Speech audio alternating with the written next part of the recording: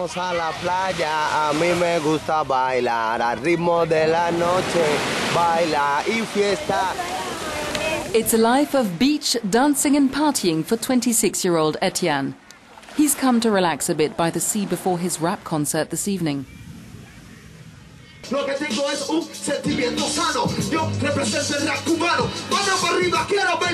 The concert is a rare opportunity for entertainment for young people who live in the suburbs of La Habana.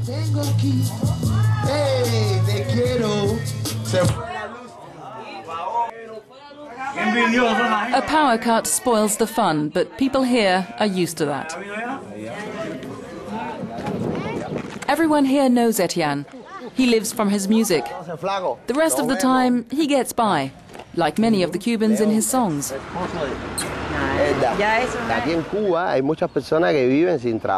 Here in Cuba, there are a lot of people who live without any work, you know, and they live.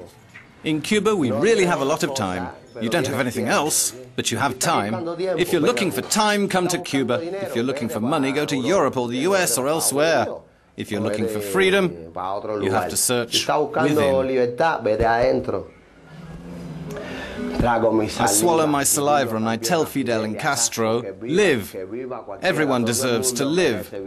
All I need is for them to allow me to consume. I must do what I want with my life, because in the end, it's mine.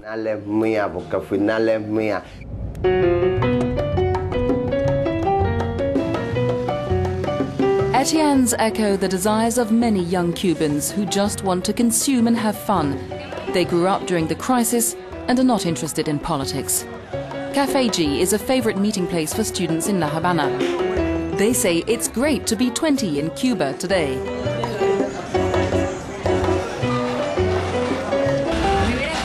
Living in Cuba, especially for young people, is very easy because it's a good life. You can live really well with very little. The government's doing what it can for the country to go forward. We don't have much because it's an underdeveloped country, that's true. But there are facilities. They may not be the best, but every day we have food on our plate. We can go out and party, have fun. And although there are many limitations, I love Cuba. As far as the government's concerned, I'm really not interested in politics. It's a very different life for Yadira and Yasmani. Today is Sunday. They've just returned from the Women in White parade, a weekly march in protest at the imprisonments of husbands and loved ones by the Castro regime. Yadira and Yasmani are fighting for political pluralism and freedom of expression in Cuba. And they paid the ultimate price.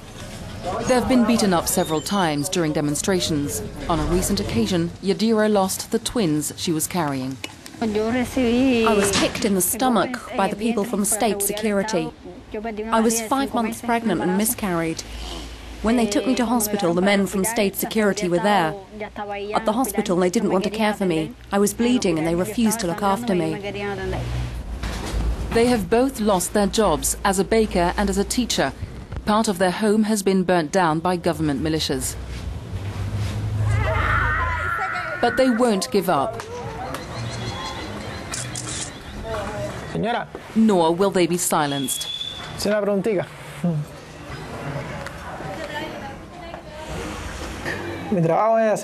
My job's to write reports and publish them, and to try and get help for people who need it, like this woman.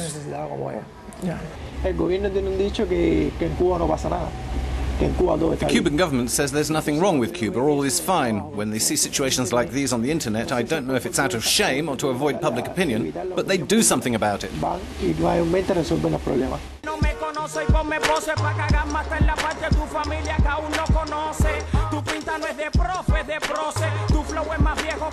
Communicating to try and bring about change. That's also what Barbaro is trying to do.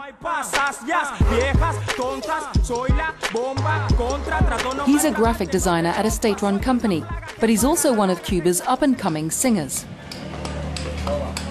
I think music is information, because everybody can express their feelings, especially with music like hip-hop, and they can say what they believe and give their opinion on different issues. The biggest change Cuba needs is access to information.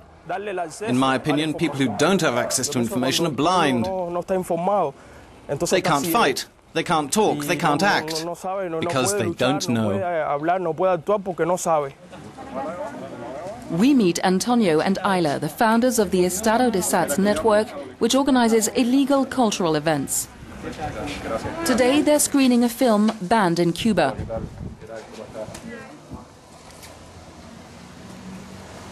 Their last gathering ended in a police raid.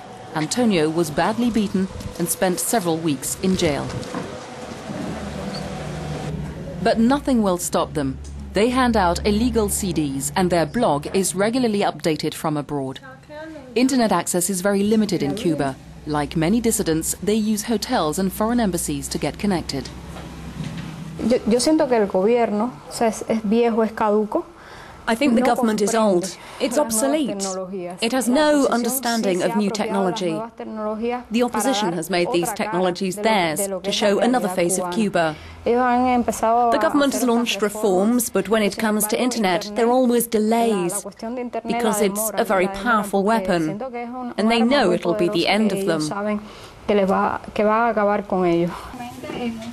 They're also campaigning for the Cuban regime to ratify the United Nations covenants on civil, political, economic, social and cultural rights.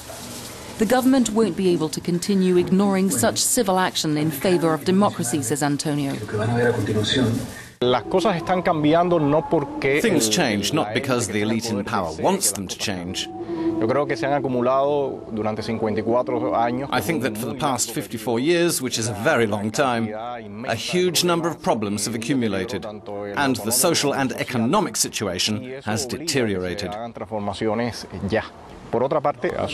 going to have to engage in reform. They're faced with a new generation of people who want drastic change, a new way of life. And the government won't be able to stop this desire for change. In order for change to come, Cuba's institutions and Cuban mentality need to undergo deep reform, according to Barbara and Laritza. These two young lawyers took the unprecedented step of setting up an independent legal counsel office, Cubalex. They wanted to offer an alternative to what they see as the failings of the Cuban bar. Law students at La Havana University are not taught about human rights. And of course lawyers working in the system know nothing about human rights, so they can't defend them. They can't plead a case in favor of promoting human rights for the people of Cuba. Their offices are in Laritza's home. Lawyers are not on the government's authorized list of independent jobs. Laritza and Barbara cannot plead in court and are not allowed to charge their clients. But they work relentlessly on helping them defend their rights when state-authorized lawyers, many of whom are either corrupt or under pressure from the government, fail to do their job. Last year, Cubalex handled some 600 cases. The two young women say the biggest problem is the tribunal's lack of independence and integrity. What is most worrying is the way tribunals behave and the sentences they hand out. It's unbelievable how just on one witness account, without any evidence, they will condemn someone and take away their freedom. Without a reform of the judiciary in Cuba, and not just the criminal justice system, but the whole system, there will be no real democracy. No rule of law. Without that, I don't think there'll be any real change in Cuba. To change all that must be changed is also one of the slogans of the Castro Revolution, says Yaima. She's an actress. She says she's not politically active and doesn't like to talk about politics. She's not among those who dream of leaving their country, even though much still needs to be done to improve quality of life in Cuba, she says. What she likes about theatre is that it's a way of escaping reality, but also a way of talking about it.